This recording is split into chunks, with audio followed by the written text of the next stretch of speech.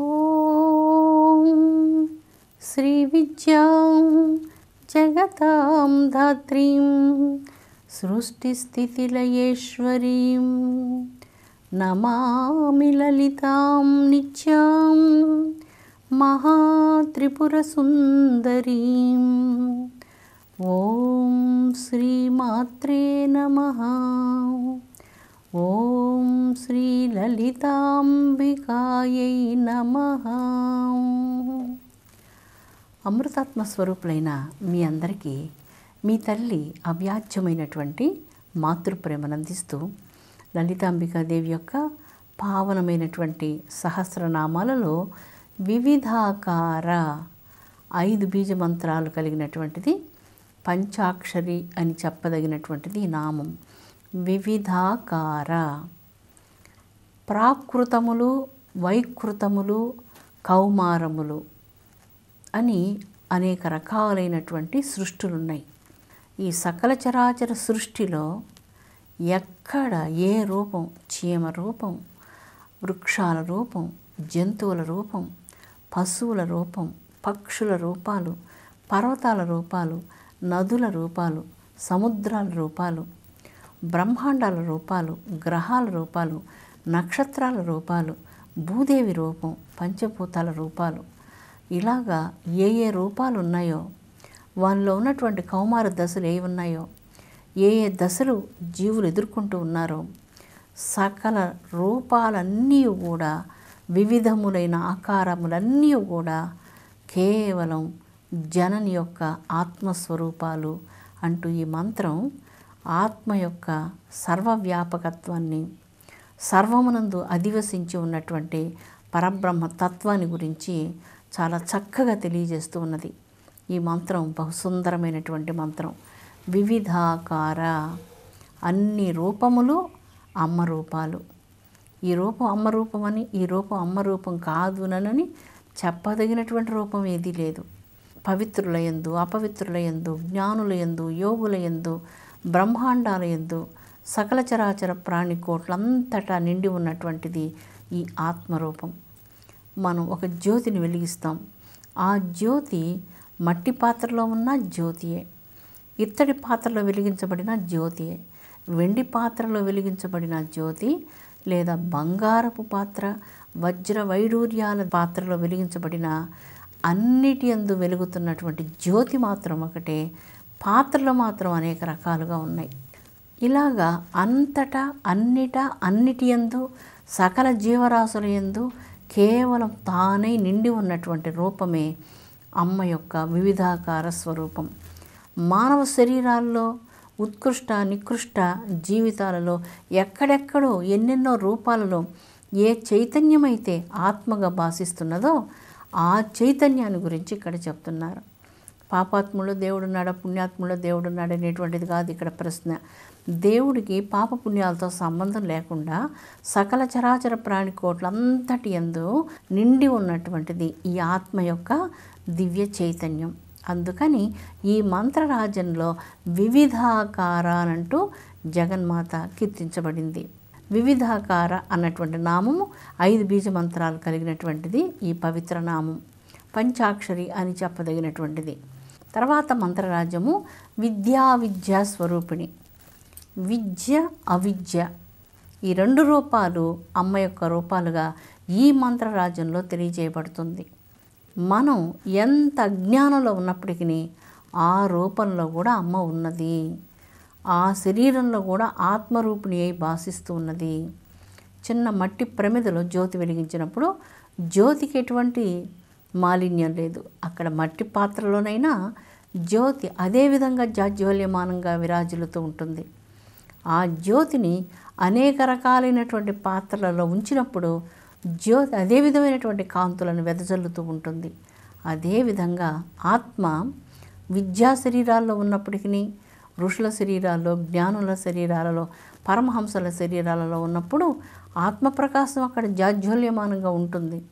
అజ్ఞాన శరీరంలో ఉన్నప్పటికీ కూడా అక్కడ కూడా ఆత్మయే ఉన్నది. అందుకని విద్య అవిద్యా స్వరూపాలు అన్నిటి యందు తానే నిండి ఉన్నది అంటూ ధృవీకరించేటువంటి మంత్రం ఈ విద్య అవిద్యా స్వరూపిణి. విద్య అంటే ఏంటి, అవిద్య అంటే ఏంటి? మన భారతదేశంలో కొంచెం ఆధ్యాత్మికంగా ఇష్టం ఉన్నటువంటి వాళ్ళందరూ ఎప్పుడో ఒక సమయంలో ఉపనిషత్తుల పారాయణం చేయకుండా ఉండరు. ఉపనిషత్ పఠనం వల్ల అంతరంగం జాజ్వల్యమానంగా వికాసిస్తుంది.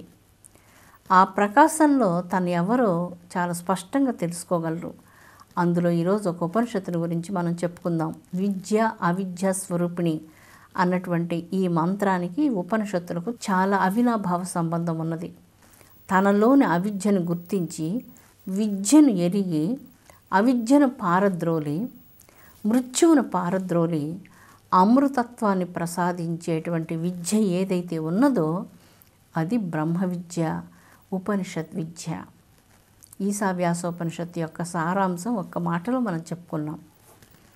తనలో అమృతత్వాన్ని గుర్తింపచేసే విద్యను ప్రసాదించేటువంటిది ఉపనిషత్ విద్య. మనం పాఠశాలల్లో కళాశాలల్లో మనం చదువుకుంటాం. చాలా సందర్భాల్లో మనం చదువుకున్నటువంటి ఏది కూడా మన నిత్య జీవితంలో ఎందుకో కొన్నిసార్లు అది ఉపయోగపడడం లేదనిపిస్తుంది. మనం చదివింది ఒకటి, మన జీవితంలో ఎదుర్కొనేటువంటి సంఘటనలకి ఆ విద్య మనకు నిజమైనటువంటి స్థిరత్వాన్ని, మానసిక దారుఢ్యాన్ని ప్రసాదించలేకపోతుంది. ఏ విద్య అయితే మానవుని స్థిరంగా, శీలవంతులుగా, సత్యవంతులుగా, పవిత్రమైనటువంటి న్యాయవంతులుగా నిలబెట్టగలదో ఆ విద్య ఉపనిషద్ విద్య. ఇలా చెప్పడానికి ఏమీ సందేహం లేదు. ఉపనిషద్ విద్య మానవ జీవితాన్ని వికాసం పొందింపచేసే విద్య. అందుకే ఇక్కడ అవిద్యను పారద్రోలి మృత్యువుని పారద్రోలి అమృతత్వాన్ని ప్రసాదించేటువంటి జ్ఞాన విద్య ఈ బ్రహ్మ విద్య, ఉపనిషత్ విద్య. ఇక ఉపనిషత్తుల్లో చాలా ప్రియమైన ఉపనిషత్తు, అందరికీ ఇష్టమైనటువంటి ఉపనిషత్తు, నాకు చాలా ఇష్టమైన ఉపనిషత్తు కఠోపనిషత్తు. నచికేతోపాఖ్యానం చాలా అద్భుతమైనటువంటి పార్వస్యాన్ని ప్రసాదించేటువంటి ఉపనిషత్తు. ఈ నచికేతోపాఖ్యానంలో నచికేతుడు అనేటువంటి బాలుడు యముని వద్దకు వెళ్ళి 3 వరాలు తీసుకున్నారు. ఆ 3 వరాలలో మొదటిది, తన మీద తన తండ్రికి కోపం వచ్చింది, ఆ కోపాన్ని శాంతింపచేయమంటూ తండ్రికి బిడ్డ మీద కోపం రాకూడదట. తల్లికి తండ్రికి బిడ్డ మీద ఎప్పుడు కోపం రాకూడదు, అంటే కోపం వచ్చే పనులు బిడ్డలు చేయకూడదు అని. నచికేతుడు ఉత్తమోత్తముడైనటువంటి బాలుడు. తన తండ్రికి తన మీద కోపం వచ్చింది, ఈ కోపం నశింపచేయమంటూ యమధర్మరాజు దగ్గరికి వెళ్ళి యమలోకంలో వరం పొందాడంటే తండ్రి కోపం ఎలాంటి వైబ్రేషన్స్ను, ఎలాంటి కష్టాలను భవిష్యత్తులో ఇస్తుందో నచికేతుడికి తెలుసు కనుక ఆ కోపాన్ని తగ్గించమంటూ యమధర్మరాజును వెళ్ళి ప్రార్థన చేసి వరం పొందాడు. యమధర్మరాజు ఆ వరం ఇచ్చారు. రెండవ వరం, ఆత్మ యొక్క యథార్థ స్వరూపాన్ని గురించి ప్రబోధించమని అడిగారు. ఆత్మతత్వాన్ని తెలుసుకునేందుకు దారి చూపమని ప్రార్థన చేశాడు. ఈ వరాన్ని కూడా యమధర్మరాజు నచికేతునికి అనుగ్రహించారు. మూడవ వరం, చిత్రమైనటువంటి వరం కోరారు. మనిషి ఆత్మ మరణం తర్వాత ఏమవుతుందో తెలుసుకోవాలనేటువంటి ఆ వరాన్ని వెంటనే ఇవ్వలేదు యమధర్మరాజు. అందుకోసం బాలుణ్ణి మరిపించడం కోసం, నీకు ఇంకా ఏం వరాలు కావాలో కోరుకో, నువ్వు 1000 వరాలు అడిగినా ఇస్తాను. ఏంటంటే, నీకు దీర్ఘజీవనం కావాలన్నా, ఎన్ని వేల సంవత్సరాలు బ్రతకాలనుకుంటావో చెప్పు, లక్షలాది సంవత్సరాలు ఈ లోకంలో నీవు ఎప్పుడు చిన్న వయసులోనే ఉండే విధంగా నువ్వు అలాగే జీవించవచ్చు. నీకు రాజ్య సంపదలు, భోగభాగ్యాలు, సుఖాలు ఇవన్నీ కూడా ప్రసాదిస్తాను. ఏం కోరుకుంటావో వాటన్నిటినీ కోరుకో. హాయిగా జీవితంలో సుఖంగా, సంతోషంగా, లౌకిక జీవితంలో ఏ ఏ విధాలైనటువంటి సంతోషాలు, సుఖాలు ఉన్నాయో వాటన్నిటినీ నీకు ప్రసాదిస్తాను.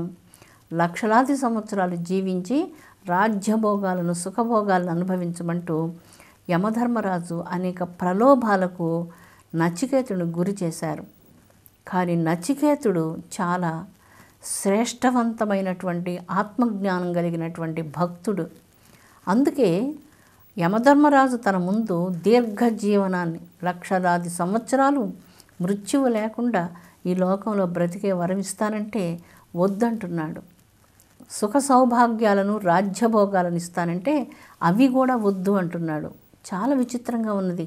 ఏమిటి బాలుని కోరిక అంటే, మరణం తర్వాత ఆత్మ ఎక్కడికి వెళుతుంది, ఆత్మతత్వాన్ని గురించి అడుగుతున్నాడు. ఎన్ని రకాలుగా దారి మరలించాలని చూచినప్పటికీ తను నమ్మిన లక్ష్యాన్ని నుంచి మరలకుండా ఆ లక్ష్యం మీద దృష్టిని ఉంచి బాలుడు ఏ ఇతరత్ర ప్రాపంచికమైన సుఖాలను కోరుకోకుండా ఆత్మవిద్యను, బ్రహ్మ విద్యను కోరుకుంటున్నటువంటి మహాభాగ్యశీలుడు నచికేతుడు. ఇలాంటి భాగ్యశీలురు మన చరిత్రలో చాలా అరుదుగా మనకు గోచరిస్తారు. ఆత్మకు సంబంధించిన జ్ఞానం తప్ప నచికేతుడు యమధర్మరాజును దేనిని కోరటం లేదు. యమధర్మరాజు ఇక్కడ ఏమిస్తానంటున్నారు? రాజ్యాలను పరిపాలించమంటున్నారు. ఎంతకాలం పరిపాలించమంటున్నారు? 70 ఏళ్ళు, 80 ఏళ్ళు, 100 ఏళ్ళు కాదు. నీవు 1,00,000 సంవత్సరాలు, 10 లక్షల సంవత్సరాలు జీవించాలంటే కూడా నీకు అంత దీర్ఘకాలాన్ని నేను ఇస్తాను. కానీ ఆత్మను గురించి, మరణ రహస్యాలను గురించి అడగవద్దు. ఎందువల్లంటే పాత్రత లేదు అని భావించారు. ఇక్కడ పాత్రత అంటే బాగా వయసు వచ్చిన తర్వాత కలిగే పాత్రత అంటే కాదు, పరిపక్వమైనటువంటి అంతరంగము అని ఇక్కడ అర్థం వస్తుంది పాత్రతలో. పాత్రత అంటే బాగా పెద్ద వయసు అయిపోయిన తర్వాత అప్పుడు పాత్రత వస్తుంది అని అనుకుంటాం, కానీ అది పొరపాటు. చాలా పెద్ద వయసు వచ్చిన తర్వాత కూడా చాలామందికి ఆ పాత్రత కలుగదు, ఆ పరిపక్వ జ్ఞానం కలుగదు. కానీ బాలుడైనటువంటి నచికేతునికి విద్య అవిద్యలకు మధ్యలో ఉన్నటువంటి అంతరం అది అర్థమైంది, బాల్యంలోనే అర్థమైంది. అందుకే యమధర్మరాజు అనేక రకాలైనటువంటి ప్రలోభాలు ముందు ఉంచిన అవి ఏవి కోరుకోకుండా కేవలం ఆత్మకు సంబంధించినటువంటి జ్ఞానం తప్ప నాకు మరి ఏది వలదు అంటూ నచికేతుడు యమధర్మరాజును ప్రార్థించినటువంటి తీరు ఏ భాగ్యశాలులైనటువంటి కోట్ల కోట్ల మందిలో ఒక్కరికి తప్ప అందరికీ కలిగేటువంటిది కాదు. మనం ఏ విధమైన జీవితం ఎన్నుకుంటూ ఉన్నాము, ఆ ఎన్నుకునేటువంటి జీవితం మనకు విజయాన్ని ఇస్తుంది లేదా ఓటమినిస్తుంది. అదే జీవితం మనకు ఉన్నతిని ప్రసాదిస్తుంది లేదా మనకి పతనం ప్రసాదిస్తుంది. అవిద్యను కోరుకున్నప్పుడు పతనం అవుతున్నాం, విద్యను కోరుకున్నప్పుడు నచికేతుడి వలె భాగ్యశాలులం అవుతున్నాం.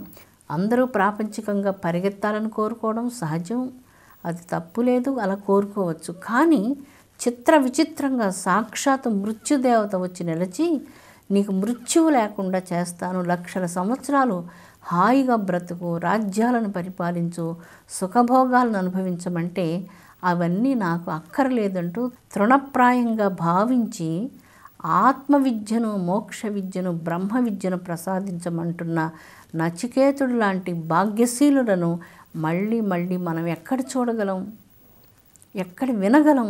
అలాంటి వాళ్ళు మన హృదయ సీమలో ఒక ప్రత్యేకమైనటువంటి స్థానంలో ఆసీనులవుతారు. సర్వోత్కృష్టమైనటువంటి జ్ఞానాన్ని మానవ జాతికి అందించడానికి నచికేతుడు యమాలయానికి వెళ్ళి మానవులకు ఎక్కడికి వెళితే నిజంగా భాగ్యశీలురం కాగలమో ఆ సత్యాన్ని ప్రబోధించినటువంటి ఆత్మజ్ఞానవంతుడు నచికేతుడు. అనితర సాధ్యమైనటువంటి ఆత్మజ్ఞానాన్ని మానవ జాతికి అనుగ్రహించినటువంటి మహామహిమోపేతుడు నచికేతుడు. అలాంటి అపురూపమైనటువంటి దివ్య మార్గాన్ని చూపించినటువంటి మహాభాగ్యశాలి నచికేతుడు. విద్య అవిద్య స్వరూపిణి. అందరం అవిద్య వంకకు కన్నులు మూసుకొని పరిగెత్తుతాం. నచికేతుడు అలాగ చెయ్యలేదు, విద్య వంకకు పరిగెత్తాడు. మానవ జాతిని విద్య వంకకు పరిగెత్తాలి అంటూ మనకు ఉపనిషత్ కాలంలోనే ప్రబోధం చేసినటువంటి ఆత్మవంతుడు నచికేతుడు. ఇతడు బాలుడు కాదు, బాల రూపంలో ఉన్నటువంటి ఆత్మవంతుడైనటువంటి మహా ఆత్మజ్ఞాని. అలాంటిది నిజమైనటువంటి జ్ఞానం. ఏ జ్ఞానం పొందితే అజరామరులమవుతామో, శాశ్వతత్వం మనకు లభిస్తుందో ఆ జ్ఞానాన్ని గురించి మాట్లాడినటువంటి ఉపనిషత్తు కఠోపనిషత్తు. విద్య అవిద్య స్వరూపిణి. అవిద్య అంటే అంధకార బంధురమైనటువంటి నేను అనే అహంకారం, కామ, క్రోధ, లోభ, మోహ, మద, మాత్సర్య, అరిషడ్వర్గాలనేటువంటి అంధకారమే అవిద్య అంటాం. మన స్వరూపాన్ని మర్చిపోవడమే అవిద్య అంటున్నాం. ఇక్కడ విద్య అంటే స్వస్వరూప జ్ఞానం కలిగి ఉండడం. స్వహ అంటే ఆత్మానని, ఆత్మకు సంబంధించినటువంటి అపురూప జ్ఞానాన్ని కలిగి ఉండడం. అందుకే సకల ఉపనిషత్తులు ఇలాంటి దివ్యమైనటువంటి జ్ఞానానికి మార్గం చూపించేటువంటివే. ప్రతి ఉపనిషత్తు సర్వోత్కృష్టమైనటువంటిదే. నచికేతోపనిషత్తే శ్రేష్టమని చెప్పలేను. ఈశావ్యాసోపనిషత్తు ఇంకా గొప్పగా అనిపిస్తుంది. బృహదారణ్యకోపనిషత్తు, ప్రతి ఉపనిషత్తు కూడా అపూర్వమైనటువంటి ఆత్మ విషయాలను గురించి మాట్లాడతాయి. మనిషిని ఎంతో ఉన్నతమైనటువంటి స్థితులకు తీసుకుని వెళ్ళేటువంటిది ఉపనిషత్ జ్ఞానం. అందువలన ఖాళీ సమయాలు దొరికినప్పుడు మంచి గ్రంథాలు పారాయణం చేయడం మంచిది. ఆ మంచి గ్రంథాల్లో ఏదైనా ఒక ఉపనిషత్తును మీరు బాగా మననం చేయగలిగితే, ధ్యానం చేయగలిగితే, ఆ ఉపనిషత్తులో ఉండే ఒక్క పదం మీకు అర్థమైతే ధ్యానిస్తే చాలు. లలితా సహస్రనామంలో ఏ ఒక్క నామం ధ్యానించినా కూడా 1000 ఉపనిషత్తులన్నీ లలితా సహస్రనామంలోనే ఉన్నాయి. చతుర్వేదాలన్నీ కూడా లలితా సహస్రనామంలోనే ఉన్నాయి. ఇందులో ఉన్న అర్థాలన్నీ కూడా పారమార్థికమైనటువంటి యోగార్థాలు, ఉపనిషత్ అర్థాలు, వేదార్థాలు. యోగం, ధ్యానం, జ్ఞానం, ఆత్మ ఇలాంటి రహస్యార్థాలను గురించి మాట్లాడేది కనుక లలితాంబిక రహస్యనామ సహస్రాలను రహస్యనామాలు అన్నారు. ఎవరైనా లలితా సహస్రనామాలను పారాయణం చేయవచ్చు. అయితే ఉచ్చారణ దోషాలు లేకుండా చక్కగా నేర్చుకొని భక్తితో, శ్రద్ధతో, మాతృప్రేమతో ఈ నామాలను స్మరిస్తే ఈ నామాల యొక్క సారాంశం హృదయంలోనికి, ఎముకల్లోనికి, రక్తంలోనికి, మాంసంలోనికి, అణువణువులోనికి ప్రవేశిస్తుంది. కణకణం పవిత్రమవుతుంది. యావజ్జీవితం పవిత్రమవుతుంది, ధన్యమవుతుంది. మాతృప్రేమ లభిస్తుంది, మాతృవాత్సల్యం లభిస్తుంది. జగన్మాత అనురాగాన్ని పొందడం కంటే జీవితంలో కావలసినటువంటి శ్రేష్ఠ సంపద మరి ఏముంటుంది? 8 బీజ మంత్రాలు కలిగినటువంటి విద్య అవిద్యా స్వరూపిణి అనేటువంటి ఈ నామం దేవి యొక్క ఆత్మజ్ఞానాన్ని గురించి ప్రబోధిస్తూ ఉన్నది. తల్లి ఈ లోకంలో ఉన్నటువంటి మానవులందరి మీద తన మహానుగ్రహాన్ని వర్షించాలని, విశ్వశాంతిని ప్రసాదించాలని అమ్మ పాద పద్మాలకు భక్తితో నమస్కరిద్దాం. ఓం శాంతి శాంతి శాంతి.